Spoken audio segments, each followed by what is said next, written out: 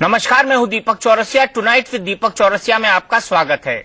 पिछले 30 साल से कांग्रेस ने जिस तारीख को इंदिरा गांधी की शहादत के नाम समर्पित कर रखा था, उसे प्रधानमंत्री नरेंद्र मोदी ने सरदार पटेल की जयंती के नाम कर दिया। कांग्रेस आरोप लगा रही है कि मोदी ने इंदिरा गांधी की पुण्यतिथि को नजरअंदाज किया। क्या देश के महान नायकों के नाम पर राजनीति सही है और क्या सिर्फ इंदिरा गांधी कांग्रेस की निजी विरासत है? आज इन्हीं सवालों पर होगी बड़ी बहस, लेकिन पहले इस वक्त की बड़ी खबरें। सरकार में शिवसेना के शामिल होने पर सस्पेंस बरकरार। समारोह के बाद अमित शाह और उद्धव में हुई बातचीत। फडणवीस बोले जल्द आएंगे सकारात्मक नतीजे। 84 दंगा पीड़ितों को 5-5 लाख के मुआवजे पर चुनाव आयोग सख्त। आचार संहिता के बावजूद ऐलान पर केंद्र सरकार से मांगी सफाई। सरदार पटेल की जयंती पर एकता के लिए दौड़ा देश। प्रधानमंत्री ने कहा पटेल के बगैर गांधी भी अधूरे। कांग्रेस ने बीजेपी पर लगाया विरासत चोरी करने का आरोप। और इंडिया न्यूज के वीकली शो अर्धसत्य के लिए मैनेजिंग एडिटर राणा यशवंत को मिला सम्मान। एनआई अचीवमेंट अवार्ड से नवाजे गए।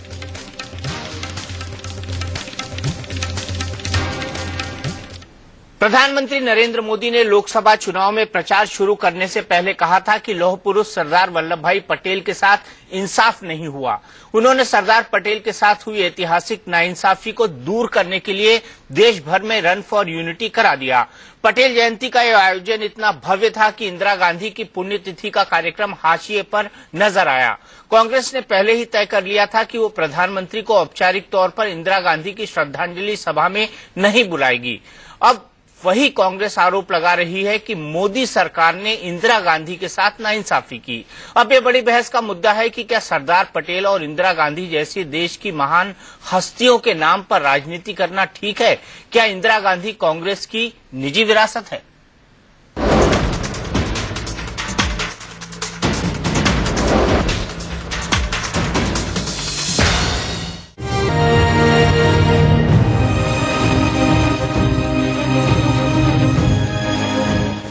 इकतीस अक्टूबर देश के राजनीतिक इतिहास की बेहद अहम तारीख। ये अनेक रियासतों को मिलाकर एक भारत बनाने वाले लौह पुरुष सरदार पटेल के जन्म की तारीख है, तो भारत को सशक्त बनाने वाली आयरन लेडी इंदिरा गांधी की शहादत की तारीख भी। लेकिन इस साल 31 अक्टूबर को 30 साल से चली आ रही परंपरा पलट गई। 30 साल तक सरदार पटेल की जयंती सिर्फ अखबारी इश्तिहारों में मनाने वाला देश इस बार उन्हें याद करने के लिए एकता की दौड़ में जुटा था, जबकि इंदिरा का बलिदान दिवस सिर्फ कांग्रेस का निजी आयोजन बनकर रह गया। 30 साल में पहली बार देश के प्रधानमंत्री ने इंदिरा गांधी की समाधि पर फूल नहीं चढ़ाए। शक्ति स्थल पर जहां पहले 31 अक्टूबर को नेताओं का तांता लगा रहता था, वहां इस बार राष्ट्रपति प्रणब मुखर्जी के अलावा सत्ता के शीर्ष पर बैठा कोई नेता नहीं गया। कांग्रेस के नेताओं को ये बात बहुत नागवार गुजरी। इंदिरा जी ने सिक्किम को भारत का हिस्सा बनाया, बांग्लादेश को आजाद कराया और हिंदुस्तान को एक परमाणु शक्ति बनाया। एक इतने बड़े नेता जिसकी कुर्बानी देश के लिए हो और जो भारत के इतिहास का अंतरंग हिस्सा है, उनको अपमान करना, अनदेखा करना, ये शर्म की बात है। जिस तरह से इंदिरा जी के इस सशक्त प्रभावशाली नेतृत्व में इस देश ने पाकिस्तान के 2 टुकड़े कर दिए, उसको हम लोग कैसे भुला सकते हैं? उनकी याद को एक ठीक तरीके से श्रद्धा के साथ उनको याद किया जाना चाहिए। सरकार का उत्तरदायित्व बनता है और अगर सरकार ये नहीं करती है तो अपने कर्तव्य से पीछे हटती है। वैसे सच्चाई ये भी है कि कांग्रेस ने पहले ही तय कर लिया था कि वो प्रधानमंत्री नरेंद्र मोदी को इंदिरा गांधी के श्रद्धांजलि समारोह में औपचारिक तौर पर नहीं बुलाएंगे। लिहाजा बीजेपी ने कांग्रेस के आरोपों पर पलटवार करने में कोई संकोच नहीं किया। तुम्हारे लिए महान है, तुमने तो प्रधानमंत्री को अभी आमंत्रित भी नहीं किया, तो तुम खुद मानते हो कि वो पार्टी की नेता है, वो राष्ट्र के नेता नहीं है। कांग्रेस पार्टी की बड़ी संकीर्ण सोच हो गई है कि एकता के विषय पर भी वो राजनीति करना चाहती है और हर विषय में वो सिर्फ गांधी नेहरू परिवार के दृष्टिकोण से देश के इतिहास को देखना पसंद करते हैं। ये ऐतिहासिक सच्चाई है कि सरदार पटेल और इंदिरा गांधी दोनों कांग्रेस के नेता थे। फिर सरदार पटेल की जयंती पर भव्य कार्यक्रम की सराहना करने की बजाय कांग्रेस के नेता इंदिरा गांधी की उपेक्षा पर हाय तौबा क्यों मचा रहे हैं। सरदार पटेल की जयंती पर एकता की दौड़ आयोजित करने का सरकारी ऐलान बहुत पहले ही हो चुका था। फिर कांग्रेस ने इंदिरा गांधी की श्रद्धांजलि सभा में मोदी को बुलाने से परहेज क्यों किया। देश के इन दो महान नेताओं के नाम पर सत्ता और विपक्ष के बीच जो कुछ हुआ वो विशुद्ध राजनीति के अलावा कुछ भी नहीं है। ऐसे में ये सवाल बड़ा हो गया है कि क्या देश के नायकों पर राजनीति करना वाजिब है। क्या कांग्रेस ने इंदिरा को अपनी निजी विरासत मान लिया है। Bureau report, India news. एक, चेहरे अनेक, मुस्कान एक। तो सबसे बड़ा सवाल, क्या देश के नायकों के नाम पर राजनीति हो रही है और क्या इंदिरा गांधी कांग्रेस की निजी विरासत है। हम निजी विरासत इसलिए कह रहे हैं क्योंकि प्रधानमंत्री नरेंद्र मोदी को आज शक्ति स्थल का आमंत्रण पत्र नहीं दिया गया और बकायदा कांग्रेस की तरफ से ये कहा भी गया कि हम उनको आमंत्रण नहीं दे रहे हैं। इस पैनल पर बातचीत करने के लिए हमारे साथ जुड़ गए हैं रामेश्वर चौरसिया जी, भारतीय जनता पार्टी के नेता, रागिनी नायक, राष्ट्रीय स्पोक्स पर्सन कांग्रेस। हमारे साथ हैं वरिष्ठ पत्रकार आलोक मेहता जी, वरिष्ठ पत्रकार राहुल देव जी, साथ ही साथ यूथ फॉर कांग्रेस के शहजाद पूनावाला। रागिनी, सबसे पहले मेरा सवाल कि हम यहाँ बात कर रहे हैं कि नायकों के नाम पर राजनीति न हो जो राष्ट्र नायक हैं। इंदिरा गांधी जी भी एक राष्ट्र नायक थी, सरदार पटेल भी एक राष्ट्र नायक थे। मेरा पहला और सीधा सवाल, नरेंद्र मोदी को आज शक्ति स्थल के कार्यक्रम का इनविटेशन कांग्रेस ने क्यों नहीं दिया।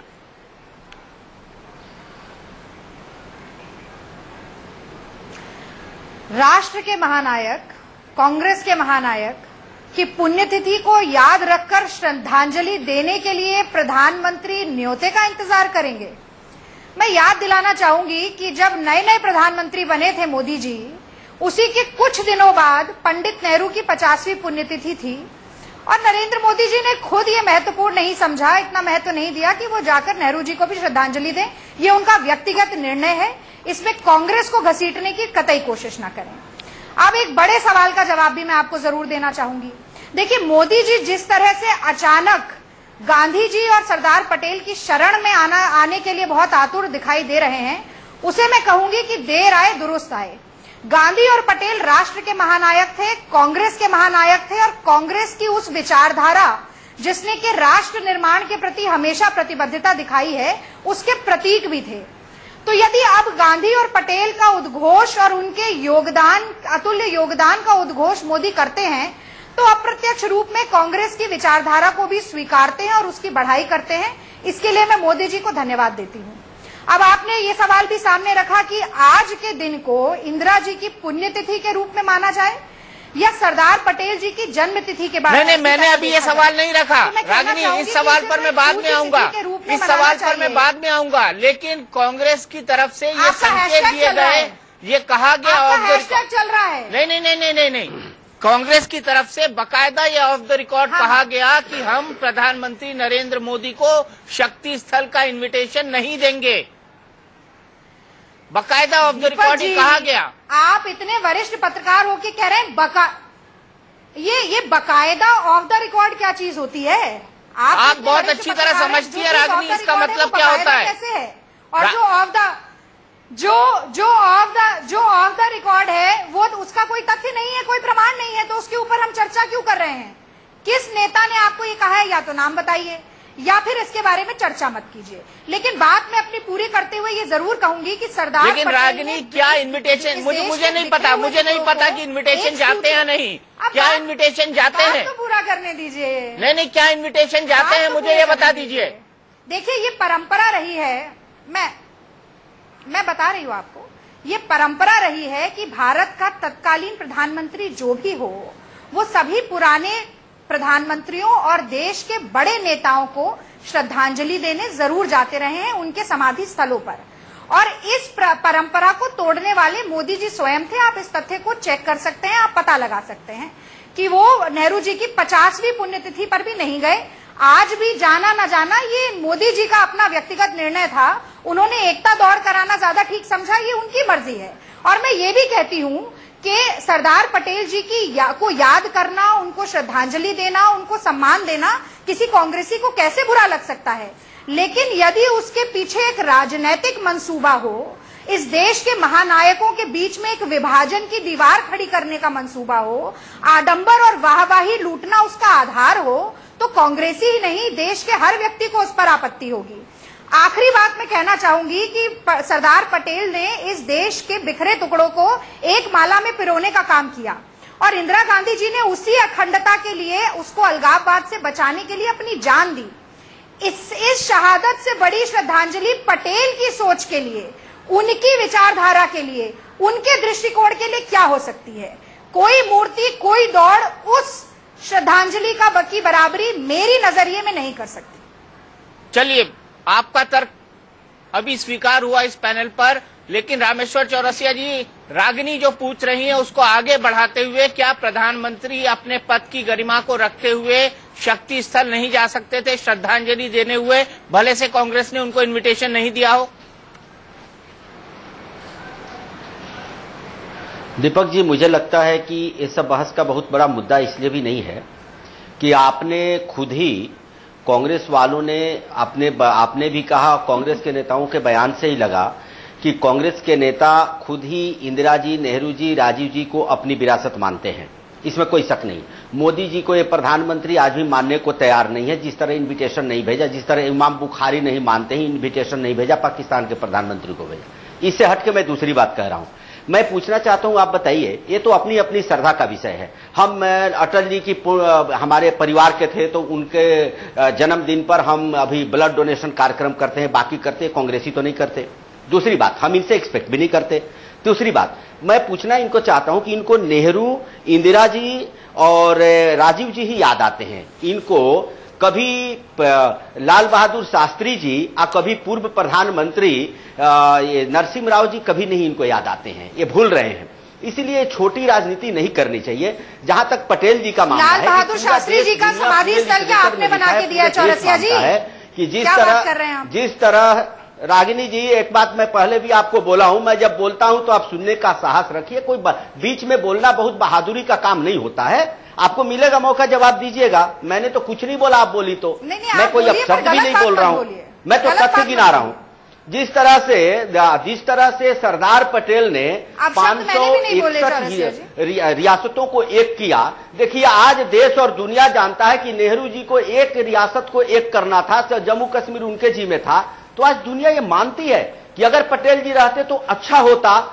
और आज भारत जिस हार में पाकिस्तान के साथ कर रहे नहीं हो। देखिए, कहा जाता है कि इतिहास एक बार गलती करता है तो सदियों भुगतना पड़ता है। और सच बात तो यह है, पटेल जी को उस समय जितनी इज्जत मिलती थी कांग्रेस में भी, किसी तरह वो नहीं बने वो अलग बात है, लेकिन क्या कांग्रेसियों ने पटेल जी को भुला नहीं दिया था? ये इतिहास पुरुष, इनसे सीखने की बहुत सारी चीजें हैं। इसीलिए स्टैच्यू ऑफ लिबर्टी की तरह स्टैच्यू ऑफ यूनिटी के किसी ने बात की तो प्रधानमंत्री मोदी जी ने की। सोच कितनी बड़ी है, इस पर सोचना चाहिए। सवाल पटेल जी का नहीं है। जिस तरह आज देश दौड़ा एक नए अभियान के तहत, क्या पुण्यतिथि पर माला चढ़ाने से कोई देश बढ़ता है? जिस तरह अभियान उन्होंने चलाया, हर व्यक्ति के मन में यह दिखाया कि देखो पटेल जैसा बनो, अपने लिए नहीं। तो उसने बोला था, आपको याद है, जो श्वेत नेता थे अमेरिका के, मार्टिन किंगर लूथ ने की। पहले नेताओं को यह सोचना चाहिए कि हम दूसरे के लिए क्या कर रहे हैं, अपने लिए छोड़ दो। कांग्रेस के बारे में एक बात मैं बोलना चाहूंगा। कांग्रेस ने कि जो विरासत कहते हैं, अपने परिवार के बारे में कुछ ज्यादा ही सोचा। इन्होंने नहीं सोचा कि नए लीडरशिप डेवलप करने हैं, देश को कैसे ले जाने हैं। अगर मोदी जी के जनता के बीच में रामेश्वर जी उन्होंने नई लीडरशिप डेवलप की, राहुल गांधी की।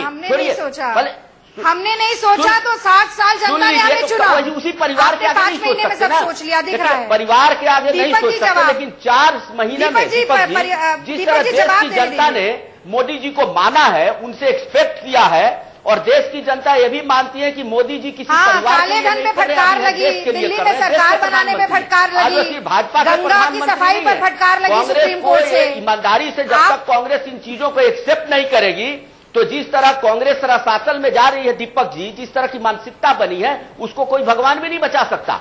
ये अभी भी समझने को ये तैयार नहीं कि मोदी जी देश के लिए कर रहे हैं, देश के प्रधानमंत्री हैं, वो कांग्रेस और बीजेपी के लिए नहीं कर रहे हैं। देश की जनता में जो उनकी पॉपुलैरिटी है, एक उनके आह्वान पर देखिए आज हजारों लोग जिस तरह दौड़े, लाखों लोग दौड़े, और दिल्ली में आप लोगों ने ही दिखाया, मैं डीपी चैनल पर देखा, मैं तो दिल्ली में नहीं था, कि जिस तरह भीड़ उमड़ी, जिस तरह, तो ये विश्वास है नेता के प्रति। इसीलिए मैं कांग्रेस वालों से कहूंगा कि आप नरसिम्हा राव को भी याद करते और पटेल को पहले याद करते जैसे मोदी जी ने किया, तब तो आपको बोलने का हक है। और आप जो बोल रहे हैं, किसी ने इंदिरा गांधी की तौहीन नहीं की, किसी ने बेइज्जती नहीं की।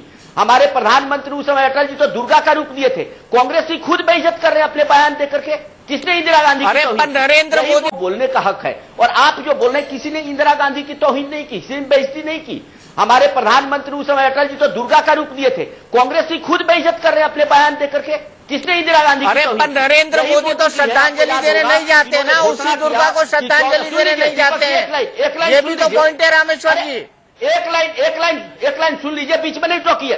आपकी आवाज नहीं आ रही है, बाद में मैं चुप होऊंगा तो बोलिएगा। सुन लीजिए, बड़ा लंबा बोलते हैं आप कि 14 नवंबर भाषण हो गया का जन्मदिन है और 19 नवंबर इंदिरा जी का जन्मदिन है। क्यों नहीं स्वच्छता अभियान को स्कूलों में स्वच्छता अभियान, सुन लीजिए एक मिनट, स्कूलों में प्रमोशन अभी कर दीजिए आप सरकार का। जन्मदिन से लेकर के इंदिरा गांधी के जन्मदिन तक मनाया जाए, इसमें कौन सी गलत बात है? कैसे आप कहें कि हम भूल गए? हम तो प्रधानमंत्री। ये देखिए, अटल बिहारी वाजपेयी जी की तस्वीर चल रही है जब वो शक्ति स्थल पर गए थे। ये अटल बिहारी वाजपेयी जी की तस्वीरें चल रही है जब वो शक्ति स्थल पर गए थे। रागिनी नायक, आपका जवाब, फिर उसके बाद में बाकी पैनल की तरफ आऊंगा। मैं कहाँ इनकार कर रहा हूँ? अरे तो नरेंद्र मोदी क्यों नहीं गए? यही सवाल पूछ रहा हूं मैं आपसे। ये जो बोल रही है रागिनी जी, मैंने यही बोला कि देखिए कांग्रेस पर लगाते जा रहे हैं। देखिए कि वो पहले प्रधानमंत्री है जिन्होंने एक कार्यक्रम की घोषणा किया कि पंडित नेहरू जी के जन्मदिन से लेकर के इंदिरा जी के जन्मदिन तक स्कूलों में स्वच्छता अभियान चले। कांग्रेस ने अभी पहले ऐसा किया था क्या? हाँ, समझ गए, सुन लिया। आपको क्यों कष्ट हो रहा है? मैं मुद्दे पर ही आती हूँ, आपके सारे सवालों का जवाब मैं देती हूँ। कष्ट इसलिए हो रहा है कि आप गलत बात रख रहे हैं, बिना तथ्यों बिना प्रमाण के बोलते जा रहे हैं। अब सुनिए जरा, सबसे पहली बात हमने बोला, क्या मोदी जी ने घोषणा नहीं किया है कि 14 नवंबर पंडित जी के जन्मदिन से लेकर के इंदिरा जी के जन्मदिन तक स्वच्छता अभियान चलाया जाएगा? आपको पॉजिटिव चीजें। रामेश्वर जी, आप एक ही चीज रिपीट कर रहे हैं बार-बार। आपको पता कैसे चलेगा कि आप रामेश्वर जी, आप एक ही चीज रिपीट कर रहे हैं बार-बार। सभ्यता के साथ डिबेट को चलने दीजिए, और वो भी पढ़ के कर रहे हैं। अब सुनिए, मैं हमेशा कहती हूं क्रिकेट और पॉलिटिक्स में टाइमिंग बहुत इंपॉर्टेंट है, और मोदी जी की टाइमिंग पे जरा गौर कीजिए। बाला साहब ठाकरे की याद जो है वो भाषा सुधारिए। मैं पढ़ के नहीं कर रहा हूं, मेरे पास कोई पेपर नहीं। आप सुन लीजिए, आप इस तरह के कमेंट करने के लिए टीवी पर नहीं बैठिए। इस तरह के कमेंट हम नहीं बर्दाश्त करते रागिनी जी। इस तरह वो अच्छा कमेंट हम बर्दाश्त नहीं करते। कैसे आपने कह दिया मैं पढ़ करके बोल रहा हूँ? मेरे सामने तो कोई पेपर नहीं है, पूछे इनके एंकर से। अरे शांति शांति शांति बोलने के लिए बोलने नहीं दे रहे हैं। ये बिल्कुल गलत बात है, बिल्कुल गलत बात है। बोल रहे हैं, क्या क्या बोलती है? देखिए तो यादों शांति शांति शांति रागिनी जी, रामेश्वर जी, शांति। आप अपना क्रोध देखिए, जरा क्रोध को शांत करिए और चिल्लाइए मत। चिल्लाना मुझे भी आता है, इसलिए आप सभ्यता के साथ डिबेट को चलने दीजिए। आप पिछले 7 मिनट से लगातार बोल रहे हैं। अच्छा, एक मिनट आप 17 मिनट से आप दोनों लगातार बोल रहे हैं। मैं राहुल जी के पास चलता हूँ। हम देख के बोल रहे हैं, क्या करें? आप पूछ लीजिए उनके एंकर से। दीपक जी, मुझे बात तो पूरी करने दीजिए। रागिनी जी, 1 मिनट, आप दोनों थोड़ा कूल डाउन हो जाइए। मैं राहुल जी के पास चलता हूँ। जी राहुल जी।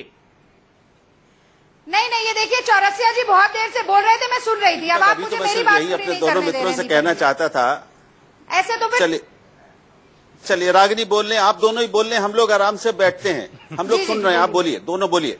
नहीं, माफ कीजिए राहुल जी, आप बोलिए।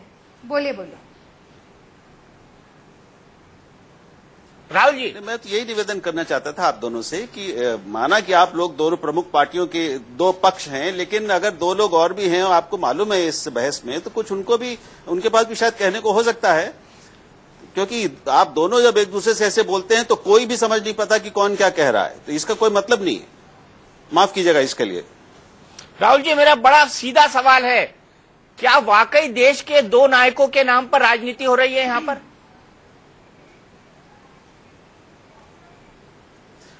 निश्चित रूप से हो रही है, और उसमें मैं एक चीज अंतिम जोड़ दूं दीपक, कि ऐसी कौन सी चीज है इस देश में जिस पर राजनीति नहीं होती है। तो इसमें कोई आश्चर्य की बात नहीं है, ये कोई बड़ा प्रश्न भी नहीं है।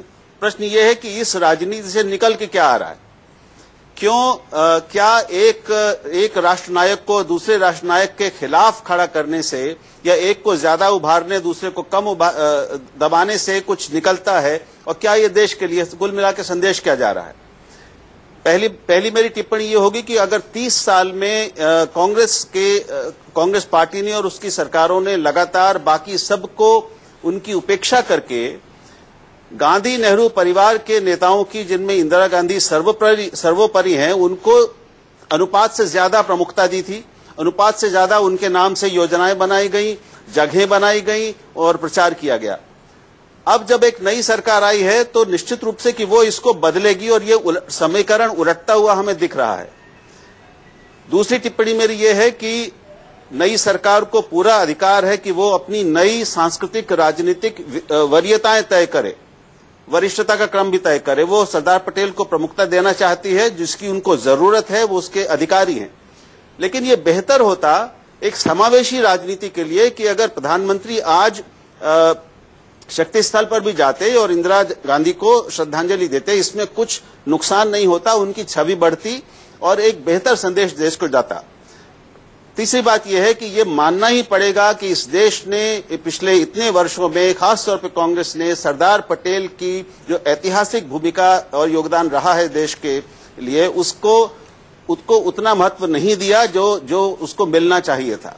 ये बात पहले भी कही जा चुकी है, इस पर खूब बहसें हो चुकी हैं, और आज उसका एक हम प्रतिकार देख रहे हैं, उसका एक उत्तर हम देख रहे हैं। वाकई सरदार पटेल को इतना महत्व नहीं मिला। लोग देखिए, वैसे देखा जाए तो औपचारिकता हमेशा होती थी, और मैं इसलिए कह रहा हूँ नहीं, छोटे-छोटे ऐड के तौर पर, औपचारिकता छोटे-छोटे ऐड के तौर पर सरदार पटेल के नाम पर प्रशासनिक संस्थान बने हैं उनको सिखाने के लिए, क्योंकि वो प्रतीक माने जाते थे प्रशासन को, उन्होंने कैसे वो किया। जितनी एकेडमी बनी है जिसमें IAS ये लोग ट्रेंड होते हैं, उस एकेडमी का नाम उनके नाम पर रखा गया। और ये ठीक है कि जिस तरह का ये आयोजन किया पब्लिक के पार्टिसिपेशन वाला, हम इसकी कोई बुराई नहीं करना चाहिए। मैं मानता हूं कि पहले जो हर एक के अलग तरीके हो सकते थे, न तब टेलीविजन यदि नहीं होता था तो कुछ अलग है, लेकिन ठीक है, ये ज्यादा महत्व दिया जाए, इस पर भी कोई आपत्ति नहीं है। सरदार पटेल के काम को ज्यादा प्रचारित किया जाए, उनके विचारों को यदि आप प्रोजेक्ट करेंगे, मुझे ऐसा लगता है कि इस पर आपका जो सवाल है बेसिक, इस पर राजनीति नहीं होकर के, जैसे अभी आपने अटल जी का वो भी दिखाया, फोटो भी दिखाया, उस तरह से जो परंपरा रही है। मैं तो दूसरी बात जोड़ूंगा राहुल जी, यदि आपको याद हो, मैं तो कम से दिल्ली में उस समय रहा हूं जब गोलवलकर थे, गोलवलकर को भी इंदिरा जी बुला करके नॉर्थ ईस्ट में यदि कुछ काम होता था तो उनका भी उपयोग करती थी। परंपरा भारत में इस तरह की रही है, प्रधानमंत्री पद पर बैठे हुए। और जैसे अटल जी गए थे शक्ति स्थल पर जाना, मैं तो खैर ये औपचारिकता श्राद्ध वगैरह के वैसे भी मैं खिलाफ हूं, लेकिन ये करने के राष्ट्रीय एकता, सबसे बड़ी आश्चर्य की बात यह है कि राष्ट्रीय एकता दिवस इंदिरा गांधी के जन्मदिन 19 नवंबर को पहले कई सालों से मनाया जाता रहा है। आप आज कोई नया नाम रख देते, आज आप एकता अखंडता नाम रख देते कि अखंडता दिवस मना रहे हैं और उसकी रैली कर रहे हैं। लेकिन मुझे लगता है कि संकीर्ण दृष्टि है, जिन्होंने भी सलाह दी होगी, हो सकता है मोदी जी को बताया नहीं गया होगा 19 नवंबर को एकता दिवस। आप यदि गूगल में अभी डालेंगे, सुबह में एक चैनल पे था, सुबह 7 बजे, मैंने जो एंकर थी नहीं, उनसे मैंने कहा कि जरा गूगल में डालिए एकता दिवस कब होता था, तो झट से उन्होंने कहा कि हाँ जी 19 नवंबर होता था। तो मुझे लगता है कि इतनी छोटी सी बात है जिसके नाम लेने के लिए आप बड़ा सवाल ये नहीं है। इसी तरह से मुझे तो इस बात पे भी दुख है कि कांग्रेस के लोग भी सरदार पटेल के लिए जो दौड़ हो रही थी, शशि थरूर तो आजकल बड़े प्रिय माने जाते हैं, या XYZ जयराम रमेश तो पहले एक बार सोनिया गांधी की बड़ी गालियां देते थे, ऐसे लोग भी वहां दौड़ में पहुंच जाते, बुलाए या बिना बुलाए। और बुलाने का देखिए, मैं 40 साल से दिल्ली में हूं, जहां तक आज राष्ट्रपति प्रणब मुखर्जी को मुझे नहीं लगता है कि कांग्रेस के नेता की तरह निमंत्रण दिया गया होगा। राष्ट्रपति, प्रधानमंत्री, उपराष्ट्रपति या लोकसभा के अध्यक्ष, राज्यसभा के उपसभापति, इन सबके पद एक संवैधानिक और ऐसे पद हैं जिसमें परंपरा, लोगों के सामने आदर्श रखने की बातें होती है। नरेंद्र मोदी जी कह सकते हैं कि मैं रैली में व्यस्त था, लेकिन सुबह 7 बजे वो कार्यक्रम होता है, वो जाकर के फूल चढ़ा देते, नहीं भी चढ़ाते तो इस आयोजन में कांग्रेस ही बहुत खराब थे, लेकिन जो जेल में जो उनके साथ रहे समाजवादी, कोई वामपंथी, उन लोगों को भी सरदार पटेल की रैली में साथ मिलाते। ये गुजरात का फंक्शन, ये मोदी का फंक्शन नहीं था, ये देश की एकता का सवाल था। बल्कि मैं तो कहूंगा मुजफ्फरनगर या दिल्ली में कौन सा मोहल्ला है, त्रिलोकपुरी के दंगे जहां पर लगातार आज शाम तक ऐसी स्थिति रही है तनाव की, वहां से सब पार्टियों को लेकर के यदि मोदी जी और राहुल गांधी या सोनिया गांधी और मनमोहन सिंह को लेकर चले जाते तो शायद सचमुच में श्रद्धांजलि होती सरदार पटेल को, क्योंकि सरदार पटेल वो काम करते थे। आप उसके शॉट्स देखिए उस जमाने के, जब सरदार पटेल कहते थे इनका यदि कुछ हुआ तो मैं तुम्हें सबको ठीक कर दूंगा। तो अल्पसंख्यक वहां हिंदू भी कई विस्थापित होकर के भाग रहे हैं। मेरे 2 किलोमीटर दूर जहां मैं रहता हूं, तो मुझे लगता है कि कितनी अफसोस की जो गरीब लोग हैं वो भाग रहे हैं। क्या उसके लिए दौड़ नहीं होनी चाहिए? दौड़ इंडिया गेट पे होती है, जहां सिक्योरिटी के 2000 लोग आपने साथ में लगा दिए, पुलिस के लोग लगा दिए, आप उसको पब्लिक कहते हैं। मुझे लगता है कि शर्म की बात है मेरे लिए, जब इस देश में हूं जहां पर जिस मोहल्ले में गोली चल रही है, लोग मारे जा रहे हैं, लोग रात भर जागरण के नाम पे आप लोग इकट्ठा करते हैं, जहां दारू पी करके लोग दंगा करते हैं, चाहे वो किसी कम्युनिटी के हो। आपको वहां एकता दौड़ की जरूरत है। जहां गंदगी के अंबार, कोर्ट ने आज कहा कि आपने चांदनी चौक जहां से बड़ा झंडा ऊंचा करते हैं वहां गंदगी के अंबार लगे हुए हैं, क्या स्वच्छता दिवस आप बनाएंगे? क्योंकि आप नेहरू, इंदिरा गांधी, सबका नाम, खाली एक वेबसाइट चलाई गई है जहां कहा जाता है महात्मा नरेंद्र मोदी। महात्मा आज ही आपने बना दिया, गांधी की जगह भी आप ले लीजिए। ये आप देश के साथ कर रहे हैं, ये घटिया राजनीति है, ये कोई देशभक्ति नहीं है। ये कोई देशभक्ति नहीं, आपका नजरिया है आलोक जी। लेकिन शहजाद, यहाँ पर मैं ये पूछना चाहूंगा आपको कि सरदार पटेल को मोदी ने अगर अपनाया तो इसके लिए कांग्रेस जिम्मेदार नहीं है? क्योंकि कांग्रेस ने तो गांधी नेहरू परिवार के बाहर सोचा ही नहीं आज तक। देखिए, पहले तो 2 तथ्यों पे मैं बात आपको क्लियर कर दूं। जो आप न्योते की बात कर रहे थे कि कांग्रेस ने उनको न्योता नहीं दिया, तो वाजपेयी साहब न्योता लेकर नहीं गए थे इंदिरा जी के यहाँ।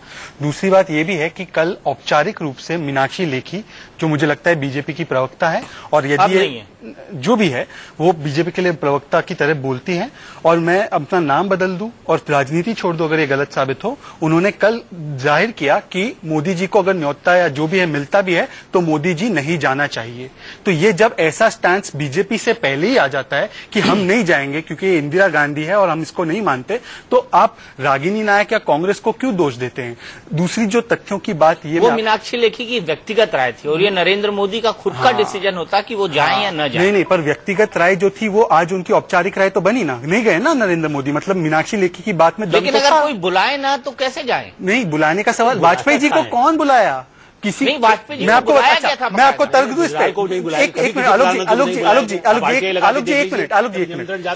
जी, मैं आपको एक मिनट रागिनी एक मिनट मुझे तर्क पे श्रद्धांजलि देने के लिए कभी भी परंपरा नहीं है न्योता देने की। रागिनी एक मिनट, हाँ, बोलिए शहजाद, बोलिए। देखिए, आप प्रधानमंत्री मोदी जी कहते हैं मैं आतंकवाद पे बहुत सीना चौड़ा करके लड़ता हूं। एकमात्र प्रधानमंत्री इस देश की जो आतंकवादी की गोलियों में ड्यूरिंग ड्यूटी मरी है, मतलब जिनकी शहादत हुई है, वो है इंदिरा गांधी। तो इसके लिए न्योता चाहिए ऐसे व्यक्ति को जो आतंकवाद के खिलाफ एकदम ज्यादा बोलते हैं बढ़ चढ़ के? न्योता चाहिए आपको आतंकवाद से जो गुजरी है इन लाइन ऑफ ड्यूटी, उनके लिए जाने के लिए? मेरे 3 सवाल है, 3 सवालों के जवाब कांग्रेस भी दे दे या बीजेपी दे दे।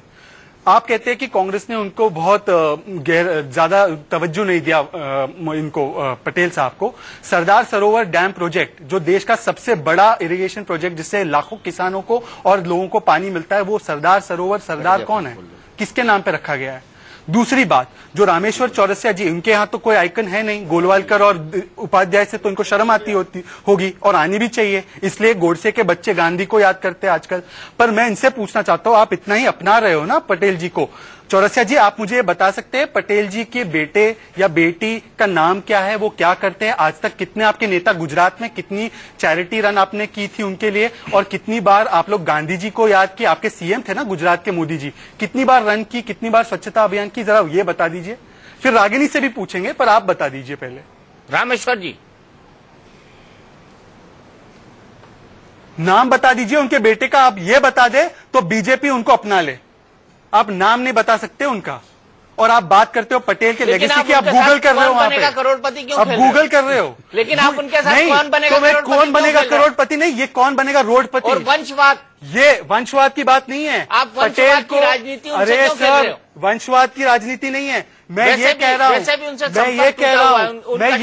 हूँ कि आज दीपक जी, देश में ये माहौल है कि आरएसएस को जिस आदमी ने बैन किया उसको आरएसएस को आज मैसेज दिया गया है। अनेकता में एकता, ये नेहरू जी का बयान था, इसको इसलिए इस्तेमाल किया गया है। ये तो पूरा मैसेज आज का आरएसएस को है कि भैया हिंदू राष्ट्र बंद करो, अनेकता में ही एकता है और ये हमारे देश का उसूल है। उल्टा आज मोदी जी का नेहरूवीकरण हो गया है।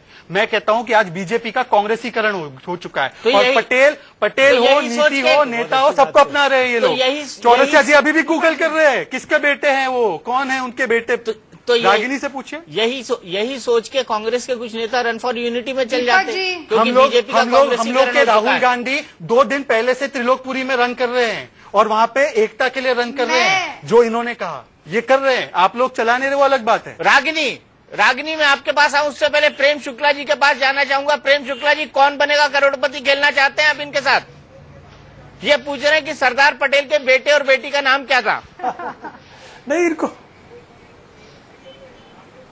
अब उनको नहीं पता होगा इसलिए पूछा होगा। मणिबेन और डाहिया भाई जो है, जो भी सरदार पटेल जी को जानता है, डाहिया भाई पटेल कौन सी पार्टी से एमपी रहे और डाहिया भाई पटेल अब मत खेलिए शहजाद पुनेवाला, आपको जवाब मिल चुका है। अब आपको जवाब मिल चुका है, आप गूगल कर रहे हैं तब से। कम से कम जो अरे सर गूगल करने की जरूरत नहीं, हमने आज लेख लिखा है इस पे। दूसरी बात ये, कम से कम शिवसेना।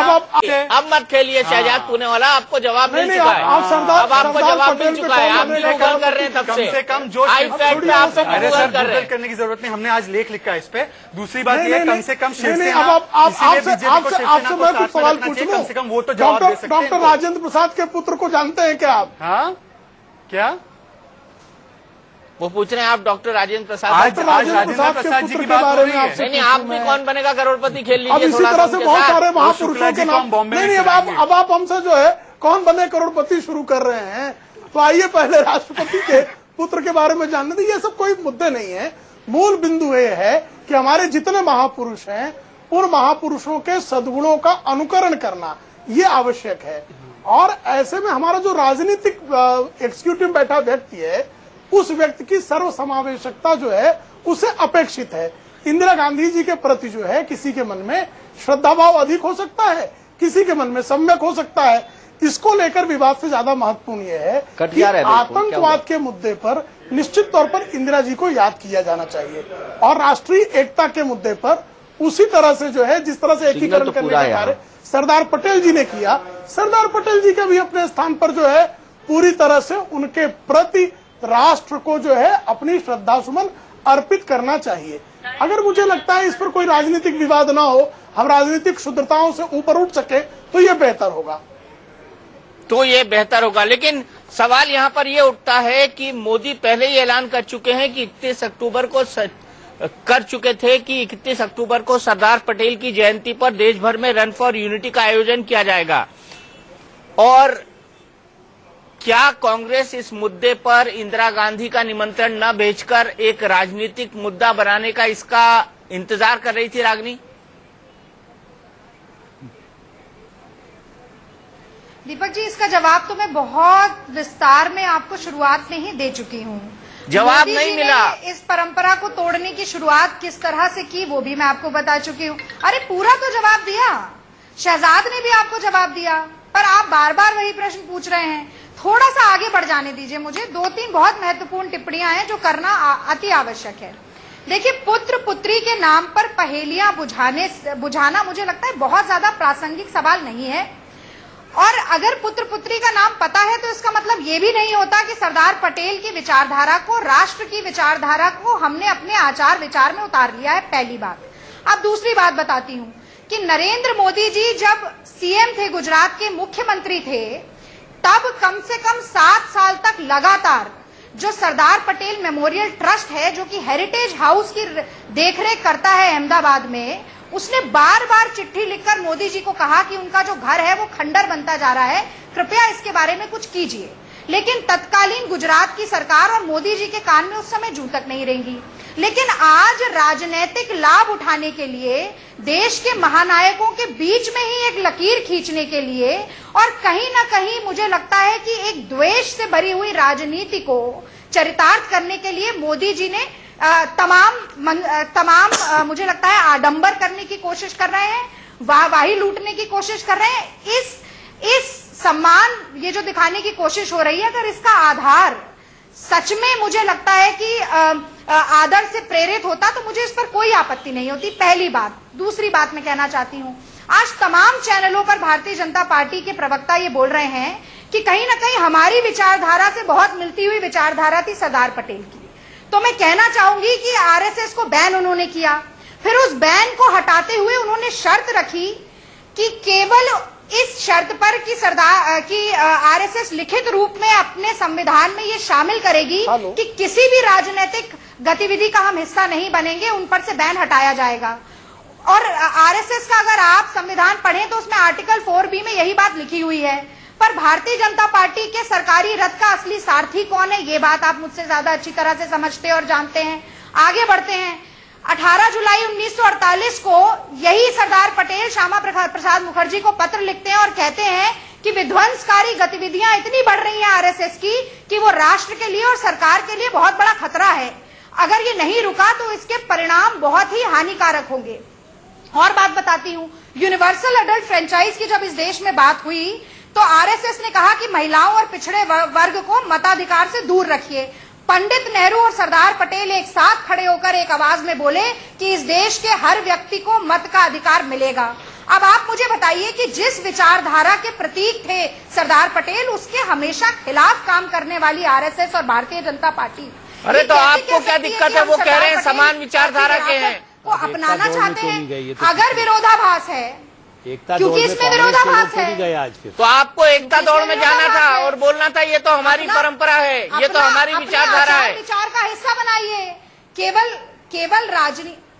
केवल राजनीति करने के लिए, अगर आप फायदा उठाने के लिए, अगर आप पॉलिटिकल ब्राउनी पॉइंट स्कोर करने के लिए ये कर रहे हैं तो देश को इसका पता चलना चाहिए, आपके आडंबर का, आपके ढोंग का पता चलना चाहिए। वरना अपने आचार विचार में इसको सम्मिलित करिए। मानिए कि कांग्रेस की विचारधारा आरएसएस की विचारधारा से ज्यादा प्रभावशाली है, वरना गोवलकर को भी अपना आइकन बताइए, सावरकर को भी अपना आइकन बताइए। मतलब ये इस तरीके। अच्छा ठीक है राजनी जी, रुकिए, मुझे रामेश्वर चौरसिया जी से जवाब लेना है। रामेश्वर चौरसिया जी, बड़ा सवाल यहाँ पर, सरदार पटेल की विचारधारा आरएसएस और आपकी विचारधारा से बिल्कुल विपरीत थी, तो क्या आप आज ये झूठ बोल रहे हैं कि सरदार पटेल की विचारधारा आपकी विचारधारा से बिल्कुल प्रभावित थी?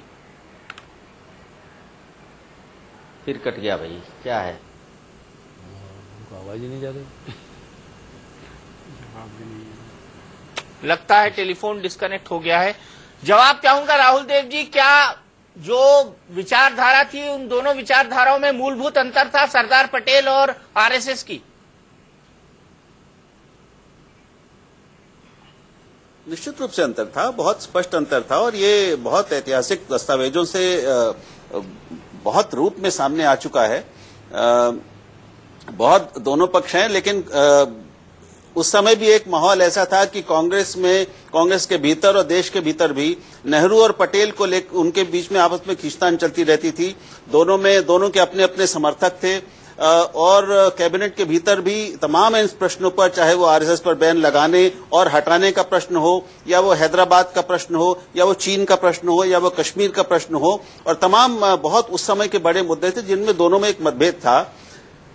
सरदार पटेल दो टूक बात करने वाले आदमी थे। वो कई बार वो जब मुसलमानों द्वारा हिंदुओं पर अत्याचार होता था तो उसका भी स्पष्ट शब्दों में उल्लेख करते थे, जब हिंदू गलती करते थे तो उसको भी वो स्पष्ट उन पर डांटते थे। तो लेकिन एक जो नेहरू की बात कर लें कि उनका एक स्वाभाविक झुकाव अल्पसंख्यकों के प्रति वैचारिक झुकाव था कि एक लोकतंत्र में अल्पसंख्यकों का ज्यादा अधिकार होता है, उनको ज्यादा वरीयता मिलनी और महत्व मिलना चाहिए। इससे शायद पटेल उतना सहमत नहीं थे, और इसको लेकर अलग अलग परसेप्शन आज तक बने हुए हैं।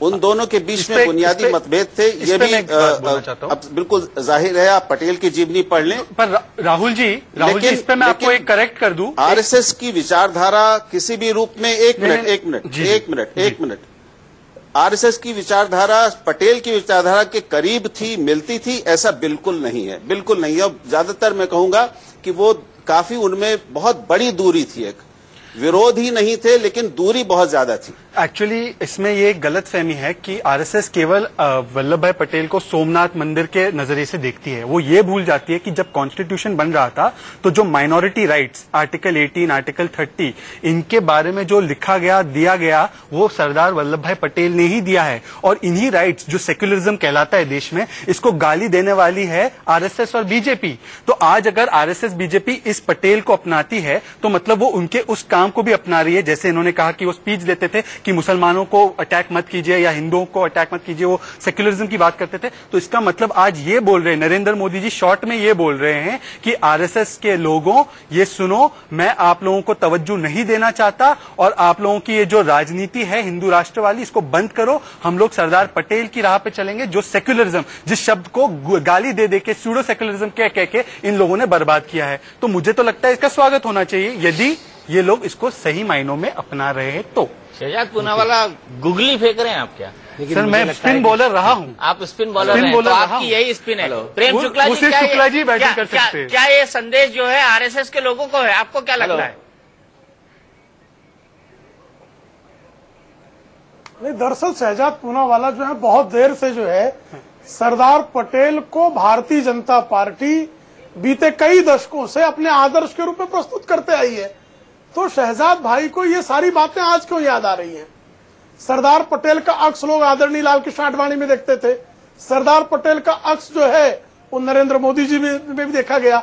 और यदि हम ऐतिहासिक दस्तावेजों को अपने जो हमको सूट करता है उस पक्ष से देखें तो कांग्रेस अध्यक्ष मौलाना आजाद जो है वो सरदार पटेल को फैनेटिक मान रहे हैं। अपनी बहुत सारी पुस्तकों में, दस्तावेजों में मौलाना आजाद जो 1946 तक कांग्रेस के अध्यक्ष हुआ करते थे, जिन्होंने जब कांग्रेस का अधिकांश वर्ग ये चाहता था कि सरदार पटेल जी अगले अध्यक्ष हो आजादी के दौरान, ताकि वो जो है ब्रिटिश जो काउंसिल हमारी थी उस काउंसिल के वाइस प्रेसिडेंट हो सके, तब उस समय मौलाना आजाद ने क्यों विरोध किया? और विरोध करते समय सांप्रदायिक कहा था। जैसे आज शहजाद भाई जो हैं वो नरेंद्र मोदी जी को सांप्रदायिक कह रहे हैं। तो सांप्रदायिकता का चश्मा काल के अनुसार बदलता रहा है। इतिहास को सिलेक्टिवली ना पढ़िए शुक्ला जी। मौलाना आजाद, सरदार पटेल और नेहरू की जो दोस्ती थी, जो एकत्रता थी, वो एक आज आदर्श है आडवाणी जी और मोदी जी के लिए। आजाद जी और वल्लभ भाई पटेल की जो एकत्रता थी, ये एक आइडियल बनना चाहिए आडवाणी और मोदी जी के लिए। आप सिलेक्टिवली ना देखिए। सुन लीजिए, आप मेरी पूरी बात सुन नहीं रहे। थोड़ा उसमें देखिए कि आज शहजाद भाई, वर्तमान संदर्भ में मैंने मेरा पहला वाक्य जो है, एक मिनट में मेरा पहला वाक्य ये है कि हर कोई इतिहास ब्रेक लेना बेहद जरूरी है। और ब्रेक टाइम फिलहाल। प्रेम शुक्ला जी आपसे बात करेंगे, रामेश्वर चौरसिया जी बहुत देर से खामोश है, उनके पास चलेंगे, लेकिन इस ब्रेक के क्या देश के नायकों पर राजनीति सही है? इसी बात पर हम बड़ी बहस कर रहे हैं और हमारे साथ तमाम मेहमान जुड़े हुए हैं। सीधे चलते हैं रामेश्वर चौरसिया जी के पास। रामेश्वर चौरसिया जी, आज आपने देखा होगा प्रधानमंत्री का बयान, प्रधानमंत्री का भाषण, सिर्फ एक लाइन उन्होंने इंदिरा गांधी के बारे में बोली है अपने बयान में और ये कहा है कि पूर्व प्रधानमंत्री श्रीमती इंदिरा गांधी की पुण्यतिथि पर सभी देशवासियों के साथ मिलकर मैं उनका स्मरण करता हूं। उनका लंबा चौड़ा भाषण सरदार पटेल पर, उनका लंबा चौड़ा भाषण बयान सरदार पटेल पर, ये क्या दिखाता है? सिर्फ एक लाइन में स्मरण से और कुछ नहीं, और ना शक्ति स्थल जाना? दीपक जी, इस पर तो बहस आप कर चुके, शक्ति स्थल क्यों नहीं गए, जहां इनविटेशन नहीं मिले नहीं जाना चाहिए, एक अलग विषय है। अभी मैं सबकी बात नहीं सुना, आप बोले खामोश में नहीं था, फोन कट जाता था, मैं बात ही किसी की नहीं सुना। विनोद मेहता जी की कुछ बातें सुनी जो उन्होंने बोला कि कांग्रेस वाले कुछ नहीं गए, लेकिन विनोद मेहता जी ने जो उद्धृत किया एक चीज कि गूगल से इनको देखना पड़ा कि एकता दिवस मनाया जाता है इंदिरा गांधी जी की जन्मदिन पे। तो उन्होंने सही फरमाया विनोद मेहता जी, कुछ चीजें ऐसी है कि देश नहीं जानता है, परिवार में सिमट के रह जाता है। यहाँ बात बड़ी बड़ी हो रही इतिहास भूगोल की, उसमें मैं नहीं अभी जाना चाहता क्योंकि समय आप नहीं देंगे, आपके पास समय नहीं है। मैं एक चीज कहना चाहता हूं कि देखिए कांग्रेस की परेशानी क्या है। कांग्रेस ने सही में इन महापुरुषों को भुला दिया, सिर्फ परिवार के महापुरुषों इनको नजर आए, सारी देश की योजनाएं उनके नाम पर चलानी शुरू कर दी। अब कांग्रेस की परेशानी यहां है, सच मामले में यह है कि धीरे धीरे कांग्रेस जनता की नजर से हटते जा रही है। जनता भुला देगी, हम भुला दे अलग बात है। अब इस संघ को और बीजेपी को कम्युनल कहते कहते पुणे वाले जी को मैं बता दूं कि संघ इस दुनिया की सबसे बड़ी एनजीओ संस्था है। हर गांव में उसके लोग हैं, हर गली में है, लोग जानते हैं कि संघ क्या करता है। इनके कहने से नहीं हो जाएगा कि संघ कराता है। संघ कहा स्कूल चलाते हैं आदिवासी वाले, सबको मारेंगे। बॉम्ब भी बनाते हैं और उनके हाथ कट जाते हैं। मुझे पता है जिस तरह नरेंद्र मोदी फिर बोलने लगे, चुप रह ही नहीं सकते ना जब तक कांग्रेस को जब तक ये लोग देश से समाप्त नहीं कर देंगे, कांग्रेस वाले चुप नहीं रहेंगे। देखिए नरेंद्र मोदी जी से परेशानी इनकी क्या है, नए नए आइडिया लेकर नरेंद्र मोदी जी आते हैं, आज पूरा देश दौड़ा। दूसरी क्या परेशानी है कि इनको मालूम है कि जिस तरह से कांग्रेस की समाप्ति गुजरात में हो गई नरेंद्र मोदी के आने के बाद, अब देश से कांग्रेस आप देख रहे हैं धीरे धीरे समाप्त हो रही है।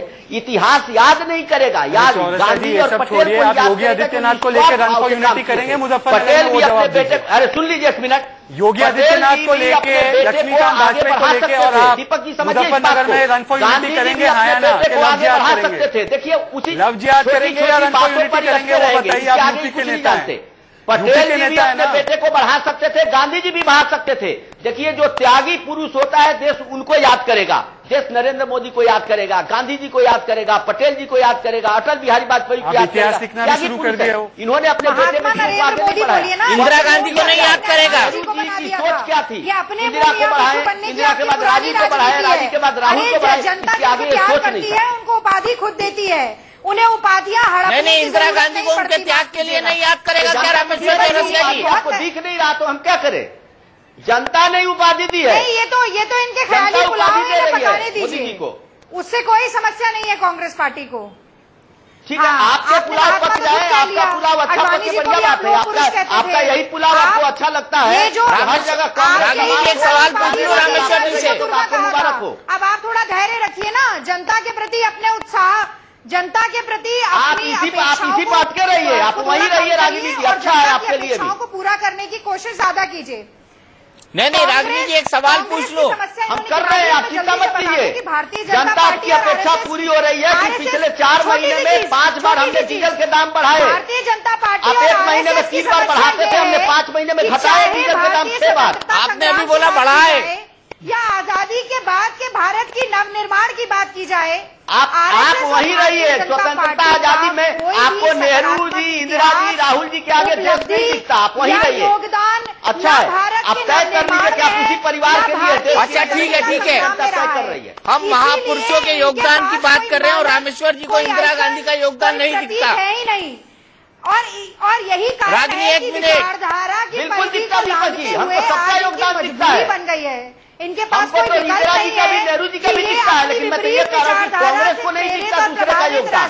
कांग्रेस इंदिरा जी, नेहरू जी, राजीव जी में ही सिमट के रह गई, इसीलिए कांग्रेस का ये हर्ष हो रहा है। कोशिश है ये कभी पूरी नहीं होगी, क्योंकि धीरे धीरे भारत की जनता देख रही है कि कांग्रेस का हर्ष क्यों है। अच्छा ठीक है, मैंने आप दोनों की बात सुनी है, मुझे एक्सपर्ट के पास जाना है। देश की जनता समझने लगी कि कांग्रेस तो परिवार तक सीमित थी। अच्छा आलोक जी, बहुत संक्षेप में, हमारे पास सिर्फ 1.5 मिनट का वक्त बाकी है। मेरा सवाल यह है, क्या इस तरह की राजनीति चलती रहेगी? अब इस तरह का टकराव हमको कांग्रेस और सत्ता पक्ष में देखने को मिलता रहेगा?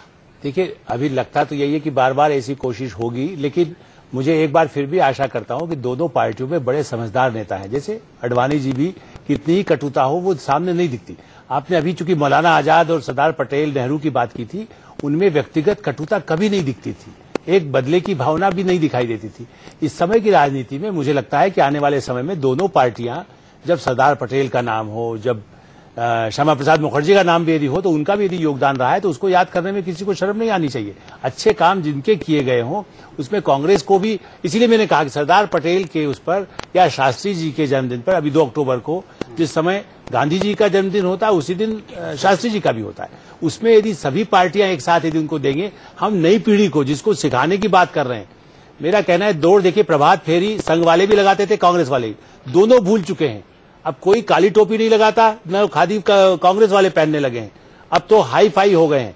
इसलिए मेरा ऐसा मानना है कि यदि आने वाले समय में सचमुच में श्रद्धांजलि देना है, जिन इलाकों में दंगा न हो, एकता की दौड़ से नहीं होगा। जैसे मैंने सफाई का उदाहरण दिया, आप यदि वो कर रहे हैं और आज रात को जागरण करके रात को दंगा करा रहे हैं, ये यदि न करें तो ज्यादा बेहतर होगा। तब सचमुच में एकता और सरदार पटेल, गांधी और नेहरू को श्रद्धांजलि होगी। वरना दोनों पार्टियां, आम आदमी पार्टी भी वही राजनीति करने लगी है, और दूसरी पार्टियां भी करती रही हैं। बिल्कुल, तो पार्टियों को उससे बचना पड़ेगा। राहुल जी, एक लाइन में आपसे, क्योंकि वक्त मेरा खत्म हो चुका है, क्या इस टकराव की राजनीति हमको देखने को मिलेगी?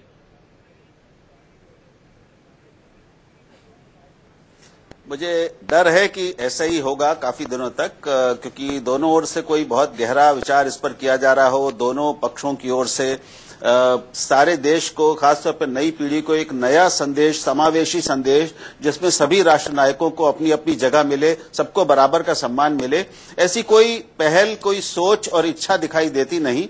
तो चूंकि हम जानते हैं राजनीति संघर्ष और टकराव का ही एक अखाड़ा है, उसमें विचारधाराओं का टकराव, उसमें प्रतीक पुरुषों का टकराव, राष्ट्र पुरुषों को भी आपस में लड़ाने का ये टकराव शायद हमें दुर्भाग्य से देखता रहना पड़ेगा, कुछ दिनों तक देखता रहना पड़ेगा। तो हमारे एक्सपर्ट्स की राय है कि ये टकराव देखता रहना पड़ेगा, लेकिन लोकतंत्र के लिए ये टकराव क्या संदेश लेकर आएगा, ये सबसे बड़ा सवाल है। टुनाइट विद दीपक चौरसिया में आज के लिए इतना ही। इंडिया न्यूज पर खबरों का सिलसिला लगातार जारी है।